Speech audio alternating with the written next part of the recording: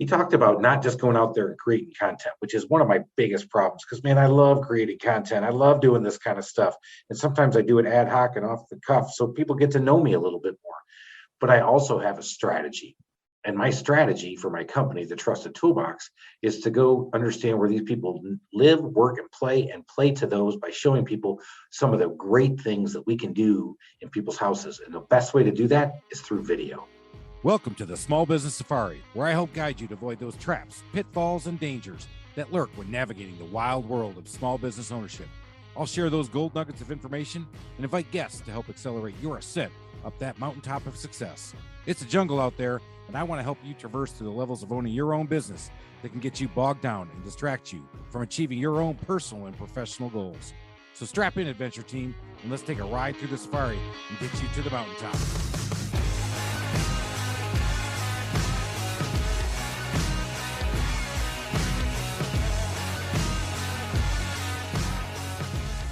Everybody, it's Chris again, and it's time for another mini episode where we talk this week with Spencer Powell of Builder Funnel. What's Builder Funnel, you ask? Let me tell you what they do. They work with contractors and help us get out of the Stone Ages, help us get out of the bad spots, help us get out of that old way of doing things, and let them know what it looks like for them to attract customers where customers for today are looking to be attracted from. Pretty interesting, right? Well, what makes it even more interesting is that he has been in the building business his entire life or around it because his family's been doing it.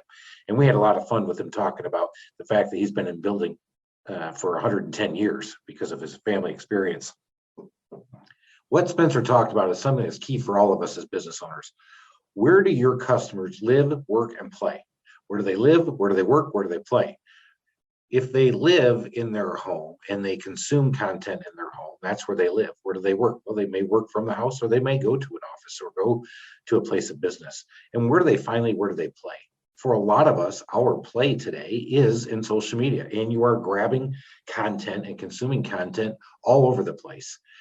For a lot of us, it used to be TV, newspapers, magazines, articles, whatever it was. Today, in today's instant gratification world, people are looking for information in a lot of different places in a lot of different ways. So having the right strategy with where your avatar is going to live, work, and play is important, because we also know that getting consistent media in front of our potential customers in a consistent way is going to produce results. It's going to help, because we know that people got to know, like, and trust you as a company, as a brand, as a person, however it may be.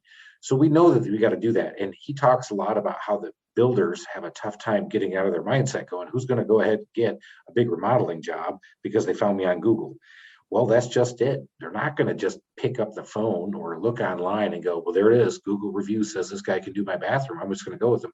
They're going to research you, because we know that everybody out there is researching on the internet to gather more information. Where do we like to gather information, and how do we like to consume that information is key. You know that video is very important.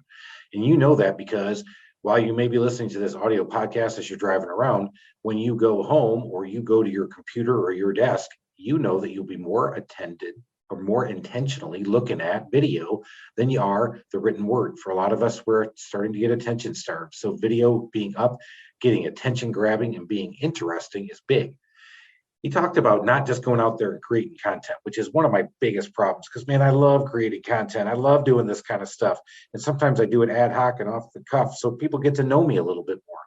But I also have a strategy.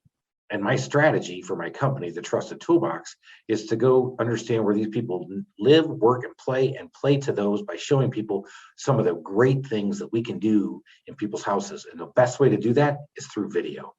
So the video and having a strategy for your social media is big. Just going out there and posting things on Twitter, Facebook, Instagram, TikTok, wherever you may do it, and hoping that it hits isn't a strategy. So let's make sure we have that strategy in place.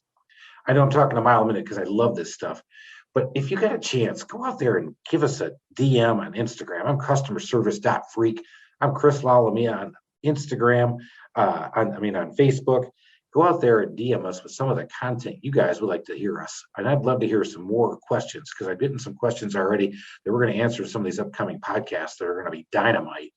But go ahead and hit us up there. And if you like what we're doing, go out there and Tell your friends about us because I love to get this podcast out for other small business people who need some of this real world information and not something out of a book or somebody who's trying to sell them on something. I'm just trying to give you that straight up information.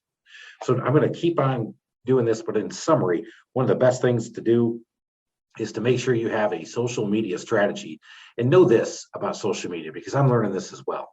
Just because you're checking me out on Instagram or you thought my TikTok was interesting or I was funny or my Facebook video was kind of funny doesn't mean you're going to buy from me right from there. Because when we disengage our brain and do some of that social media stuff for some funsies, doesn't mean we're going to go out there and transact with you. But when we get ready to go transaction and we go down to Google and start to do that first internet web search and say, you know what, I want to work with these guys, whether it be with my home service institute, my remodeling company, or our business coaching services that we have, you're going to go out there and know a little bit more about me and the energy I bring, but you're going to do your research and see if I'm going to be the right fit for you.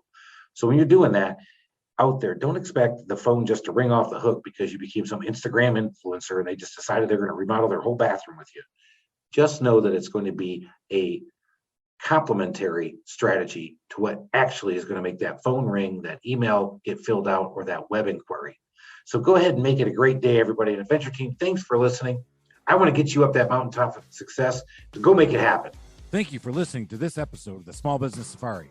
Don't forget to go out and rate, review, and follow me. And if you like this episode, go out and check out my other episodes, or check out my Instagram, Facebook, or LinkedIn for other great content. And remember, your positive attitude will help you achieve your higher altitude in the wild world of small business ownership. Until next time, make it a great day, Adventure Team.